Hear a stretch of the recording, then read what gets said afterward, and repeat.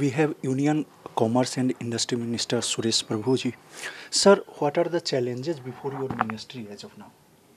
See, we are now planning to take India's GDP to $5 trillion to make it India world's third largest economy, and we are preparing a plan as to how and which sectors can contribute significantly to that growth in India.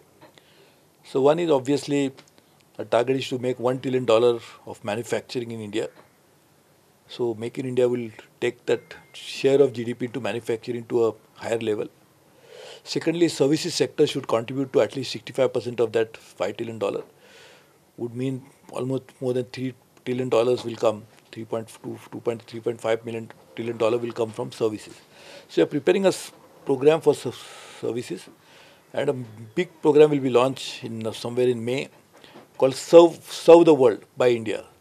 So that not only will create service sector growth in India, but also create more service sector opportunities globally, so that our GDP will also rise, but people will also get employment. Similarly, for agriculture, we are in the process of making agri-export policy for the first time. So farmers' income will be doubled.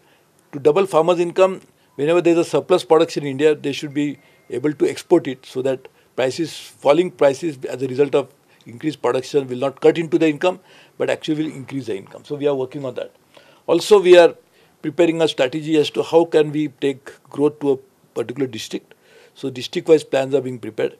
We are also identifying new emerging industries which are not yet born, like artificial intelligence, like genomics, like advanced materials, and all those industries we are planning so that these industries can become the fuel for growth for tomorrow. So it's a very comprehensive strategy that we are working on. Is there any roadmap for connecting farmers with digital India? See, we have already got quite a few programs for that. How to use digital platform to help farmers to increase their income, to improve productivity, to monitor everything.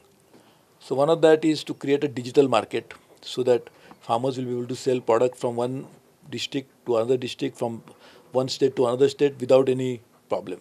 So that is one program that is being launched. Also, the soil testing come soil card, which are being now put it on website through the digital platform, so that cropping pattern can be decided based on your soil condition as well as the climatic condition prevailing in that area.